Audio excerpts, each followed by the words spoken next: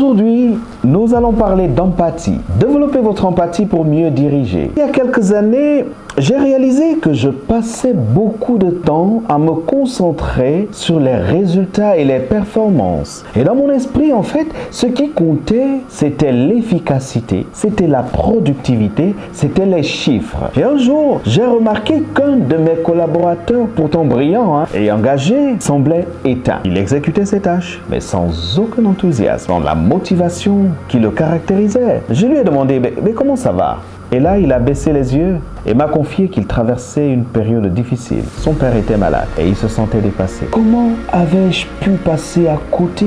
Mais que pouvais-je faire? Je n'étais pas son psychologue, ni un assistant social. Est-ce vraiment mon rôle de leader d'entrer dans ces considérations personnelles? Je me suis demandé, et si je commence à m'impliquer dans les problèmes de chacun, est-ce que je ne risque pas de me perdre moi-même? Puis j'ai repensé à une citation de Daniel Goleman. Il dit ceci: l'empathie est la compétence la plus importante d'un leader. Et en même temps, j'ai compris que le leadership, ce n'est pas seulement guider, c'est aussi comprendre et être attentionné. Alors, au lieu de donner des solutions, j'ai juste écouté. J'ai pris quelques minutes pour lui permettre d'exprimer ce qu'il ressentait. Et à ma grande surprise, cela a suffi. Quelques semaines plus tard, son énergie était de retour. Son engagement aussi. Voyez, un simple moment d'écoute avait fait toute la différence.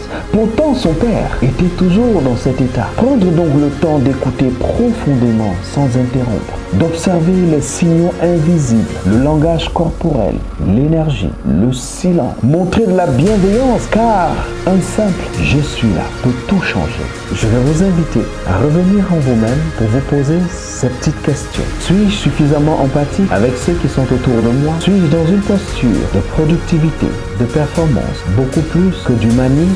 Aujourd'hui, je vous lance un défi. Prenez 10 minutes pour écouter quelqu'un autour de vous, sans agenda, sans précipitation, juste l'écouter. Un leader empathique crée un climat de confiance. Soyez ce leader aujourd'hui. Et surtout, n'oubliez pas de partager cette vidéo au maximum de personnes autour de vous et vous allez sauver des vies. En même temps, n'hésitez pas d'appuyer sur le bouton qui est en dessous pour vous abonner et ne manquer aucun épisode de Lead by Essence et de nos prochains programmes.